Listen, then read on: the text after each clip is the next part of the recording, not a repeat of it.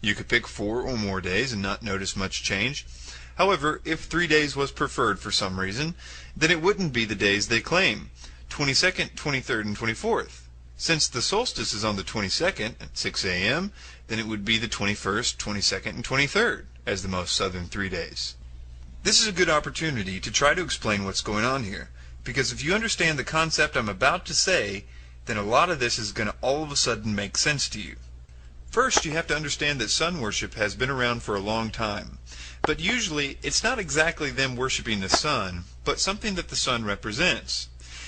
Now, you have to understand that those people took over Christianity 400 years after trying to completely destroy it. Rome, all of a sudden, had a change of heart, and then became Christianity, or rather, this monster that said that they were Christianity. And they chose a date for the birthday of Jesus. And the date that they chose was chosen because of its connection to the sun. They did other things too. This is also when you start to find depictions of Jesus with halos and other obvious references to the zodiac and sun worship.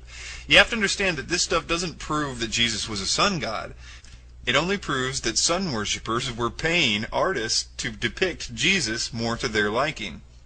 There's a lot more to talk about this astrotheology, but we'll save that for other parts.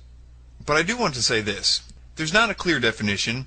I know that Acharya S. on a recent movie has alluded to the fact that the reason that there's no Wikipedia entry for astrotheology is because of censorship, because it's somehow the theology no one wants you to know about.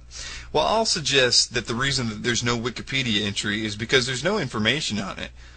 I would think that the Wikipedia entry would go something like this. Astrotheology is a term that Jordan Maxwell came up with out of absolutely nowhere, and Michael Tsarian started selling books and DVDs and $75 I Love Astrotheology t-shirts. I'll leave you with this. The main cheerleaders for astrotheology always tell us to do our homework. Yet, they're telling us lies that could only work if we're completely ignorant to the facts. So I just wanted to point out that this can all be stopped by us becoming more informed. Stop being walked all over by the mystery schools and told what to think and told who to hate. It's not up to them to tell you who to hate. They're using 2-bit, half-assed lies to do so. Stand up and say you're not going to take this anymore. In the age section of the film, they claim that it is the astrological age that is referenced throughout the New Testament.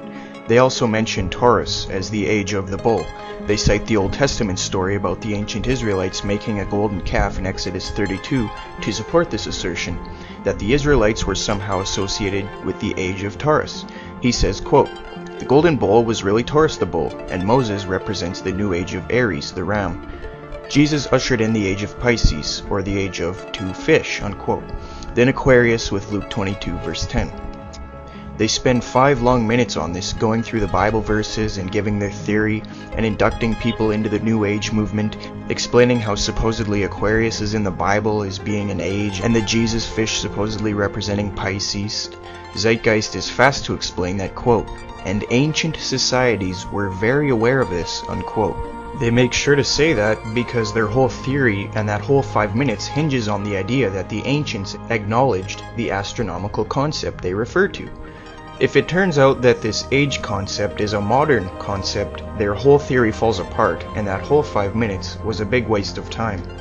As Dr. Noel Swerdlow, the professor of astronomy and astrophysics at the University of Chicago, and who received the MacArthur Foundation Fellowship, often referred to as the Genius Grant, remarks, quote, "The modern ideas about the age of Pisces or the age of Aquarius are based upon the location of the vernal equinox in the regions of the stars of those constellations. But the regions, the borders between, those constellations are a completely modern convention of the International Astronomical Union for the purpose of mapping and never had any astrological significance.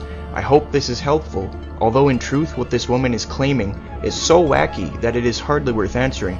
So when this woman says that the Christian fish was a symbol of the coming age of Pisces, she is saying something that no one would have thought of in antiquity. To name another anachronism that appears to underline her interpretation, The borders of constellations between, say, Aries, Pisces, and Aquarius are modern conventions of the International Astronomical Union, and there is nothing ancient about them.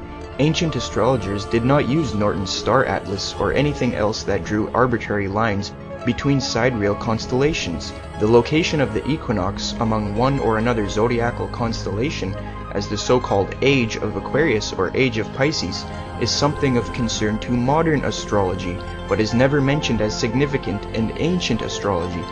It is simply anachronistic to believe that what is important to 20th century astrology was of importance to ancient astrology, unquote. This means Zeitgeist's argumentation regarding the various astrological ages is irrelevant. In other words, the ancient Christ conspirators could not have recognized the 12 celestial sections in order to incorporate them into a Christian myth and announce the ushering in of the age of Pisces, because the division into the celestial sections did not occur until a meeting of the International Astronomical Union in the 20th century. In regard to the Jesus fish, former professional astrologer for 8 years, Marcia Montenegro states, quote, "The fish was an early symbol of Christ because the Greek word based on the initials of Jesus Christ, Son of God, Savior, spelled fish." And last, Zeitgeist claims that Jesus' birth date is at the start of this age. However, again, the New Testament writers do not indicate the date of Jesus' birth. They next mention the supposed plagiarized story of Moses. They say, quote, "This baby in a basket story was lifted directly from the myth of Sargon of Akkad of around 2250 BC, unquote. Well, there are similarities, but dating is the major factor. Is it true that the Sargon story was dated from 2250 BC? Again, dating is the serious issue. The Moses story dates to 1400 BC. A few critics would say it's earlier. But on the other hand, the Sargon story lacks any obvious grammatical, lexicographical, or philological features that would allow precise dating. The initial date range is anywhere between 2039 to 627 BC, not 2250 BC as Zeitgeist claims. In favor of a late date, for example, are Neo-Assyrian orthographic forms.